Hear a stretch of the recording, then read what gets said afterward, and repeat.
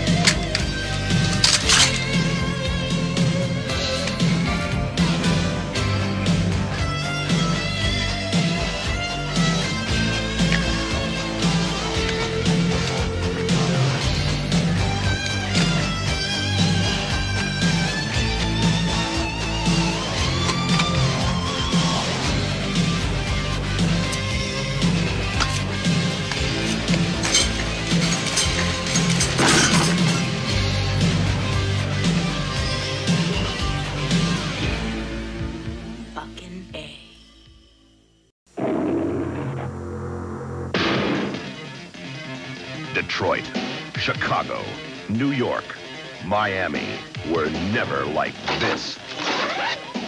This is the City of Angels. This is L.A. To live and die in L.A. Rated R. Starts Friday. Check newspapers for a theater near you. This is Matt once again. Welcome back to another video, and this is another request, this time from Chris Rogers.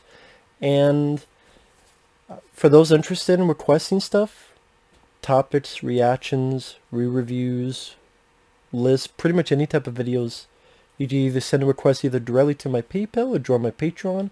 Both links are down below in the info box. Now, To Live and Die in LA is a film that when I first saw it, it was way back in the day. And I think because of a certain twist that happens, I was a bit taken aback, so I wasn't really sure how to feel about it. But watching it again after so many years, I get the director's intention, and I do like the film. I do feel that the twist kind of hinders rewatchability, or I would say even its popularity. I know people disagree with that. But it's directed by William Friedkin. Now, he directed The French Connection, and this seemed like he wanted to do a West Coast version of The French Connection. Or, in a way, do his own version of Miami Vice. I would say this is a better Miami Vice movie than the bullshit with Colin Farrell. Because it's a very stylish, it has a really wonderful soundtrack by Wang Chung. It's funny, when I'm watching the film, I'm listening to the music, there's a point that I go, holy shit, this is the music from the trailer of Child's Play 2.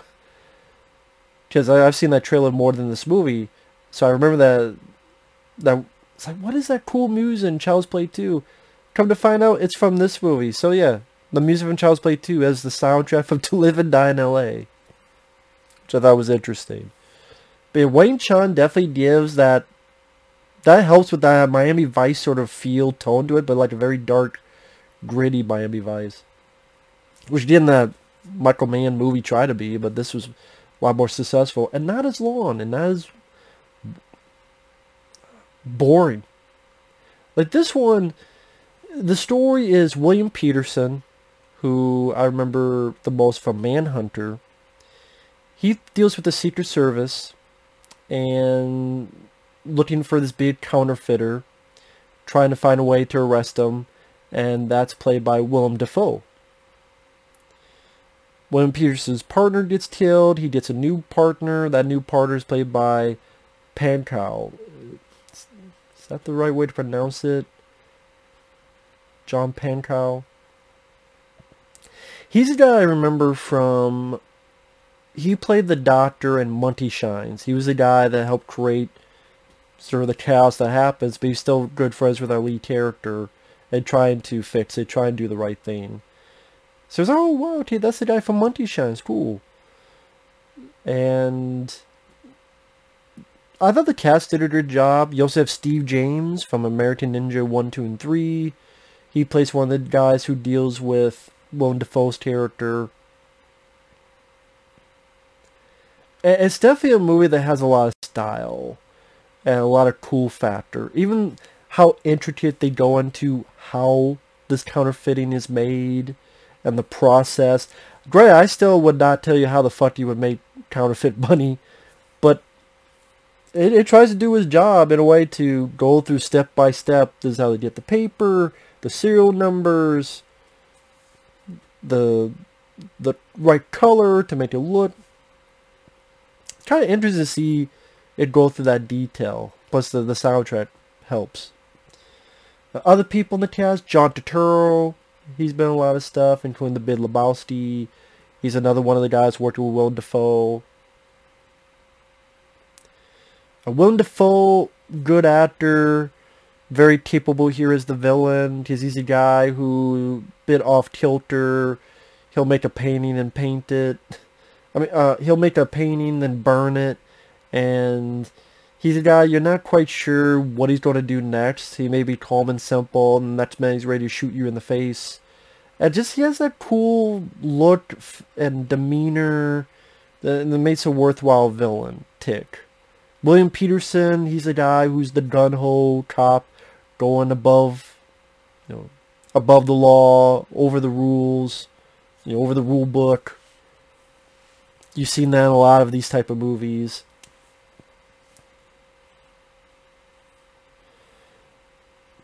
And it's kind of talked about as an action film. I don't know if I would say there's a lot of action. I mean, there's an interesting scene at the beginning of the film where there's a bomber. I'm not going to spoil it for people who haven't seen it. That's an interesting way that's set up and handled. There's a good car chase where it goes into the flood control channels and then going the wrong way on the freeway. At one point it goes in front of a train. A very effective, well done car chase. Would I say it's better than the car chase in The French Connection?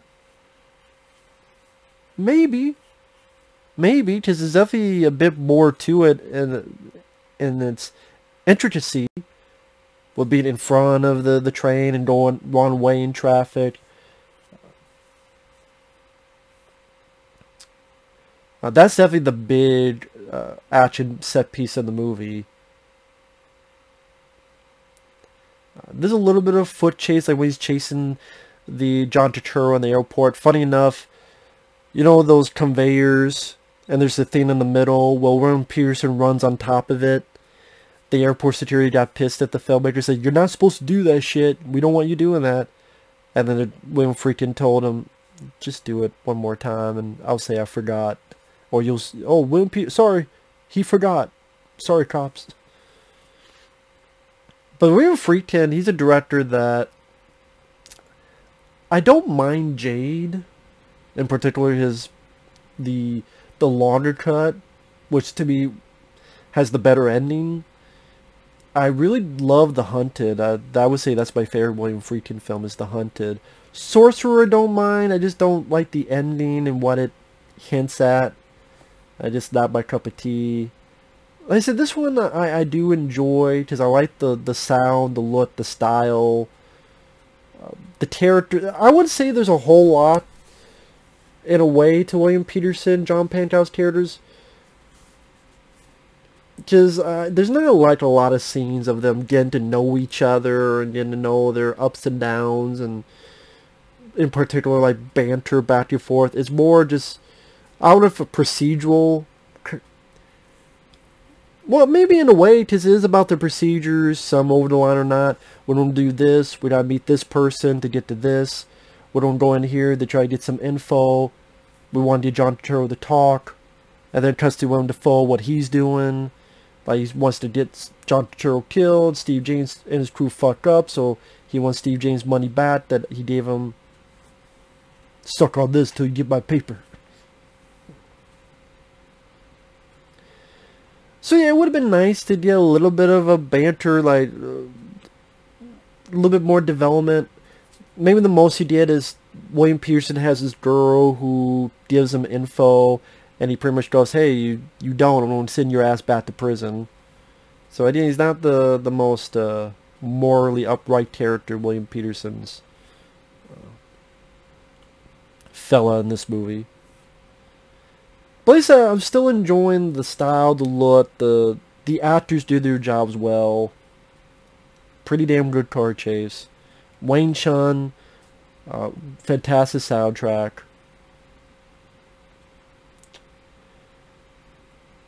You get to a moment that is surprising. I get why the director did it. I have to spoil it, so be warned. It's very surprising. There's this undercover deal. They got Willem Dafoe and this other guy. And pretty much the other guy and William Petersen kill each other. And William Petersen gets like a shotgun to the face. So your star has been killed before the finale. And like I said, it's out of the blue and it's shocking, and I did imagine the audience going, "What the fuck?" And at the very least, I like John Pankow as an actor, so at least I'm not stuck with if it was fucking Mark Wahlberg or Ron Philippe. Although there's some movies I don't mind them, but others like there's certain actors even Mark Wahlberg, I don't mind him in certain stuff, but other moments like, do I have to be left with this motherfucker? Like that reaction. Yeah, I like John Pankow.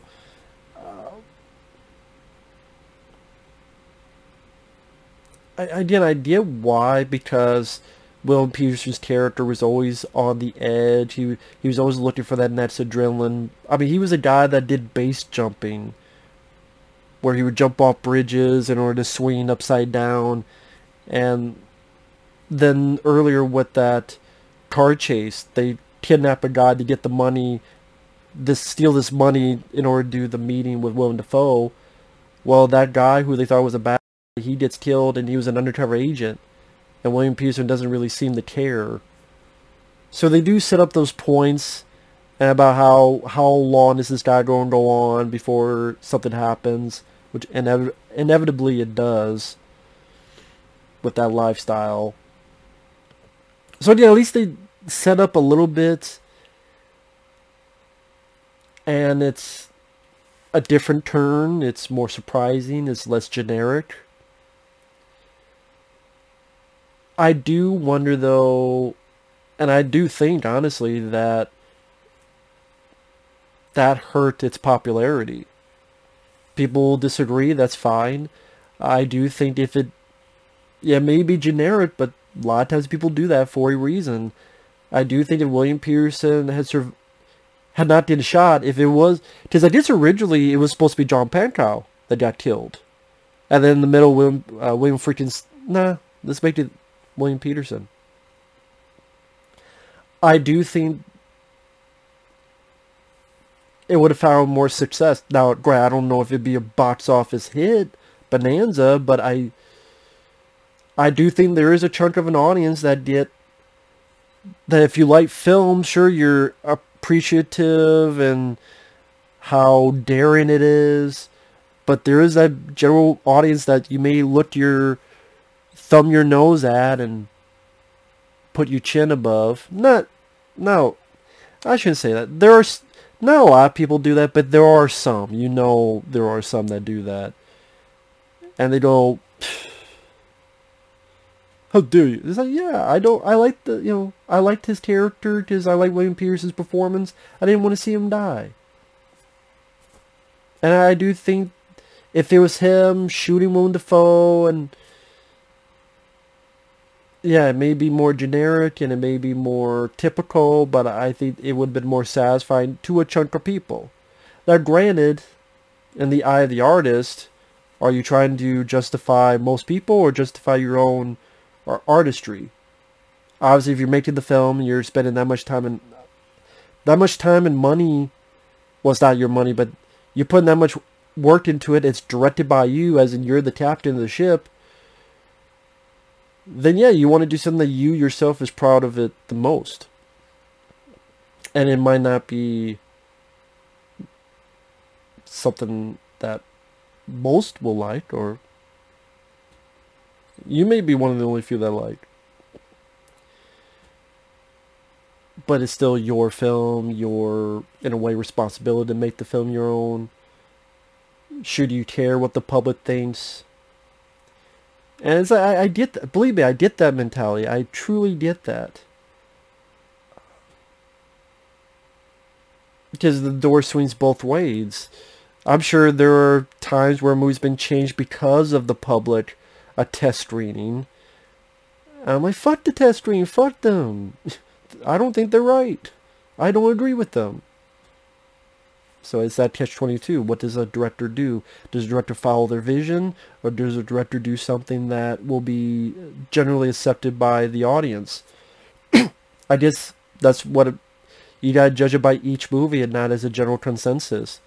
Because there'll be times I'm with the general audience, there'll be times I'm with the artist. This, I would have been with the general audience where, you know, I would rather like to see William Petersen live. Does that make this a bad film, though? No. You know, I like John Pankow. I get what it was going for. The way it ends with the whole place burning up and the final confrontation with Willem Dafoe and nice fire effects where the stuntman does this ballsy to put yourself on fucking fire. I don't know. Even if you pay me a lot of money and safety precautions, I don't know if I put myself on fucking fire. And it also showcases that what this business does by going over the line. John Pankow is now turned into William Petersen's character. That now he's a guy, which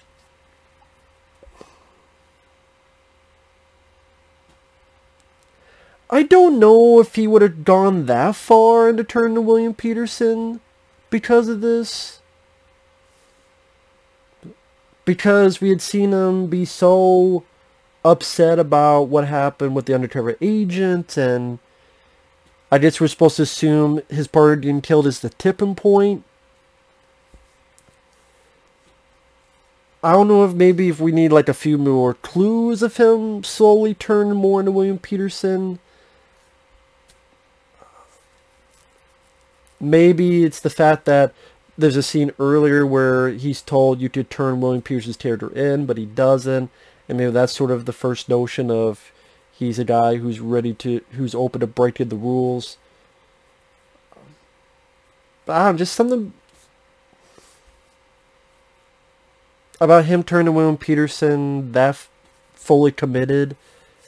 Something about that rang a little bit false to me. Maybe if he was a little bit more conflicted at that point, or like it seemed like boom, now he's dressing almost like him, and he's in a car that's almost the same as that, and it's almost as if literally his soul, like if he was possessed by William Petersen's soul, that would make more sense in a way than how fully. I get what they're going for. I just don't know if that was as successful to me. Oh, other actors, Dean Stockwell. Dean Stockwell's in here as a lawyer. Always like to see Dean Stockwell because I'm a big fan of Quantum Leap. Good actor.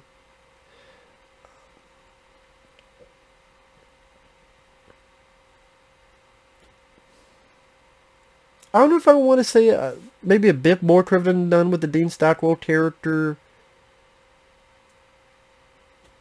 Because you get the idea he was feeding information to Willem Dafoe, but he never really gets any... If that's the case, he never really gets any comeuppance for that. At least it doesn't seem like it. Maybe that's the point. I don't know. But, like I said, the ending is not really my favorite part of the movie. But no, I can't call this a bad movie. It's well directed. The style, the music, the way scenes like the car chase scene are constructed, the performances. William Petersen really drives. This is almost like almost a spiritual continuation of his character in Manhunter.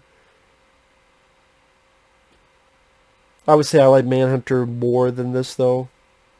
Much more.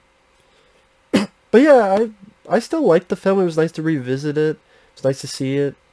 And I think it's an interesting sort of comparison between this and the French Connection, you know, on different sides of the coast, different looks, and I did not have the typical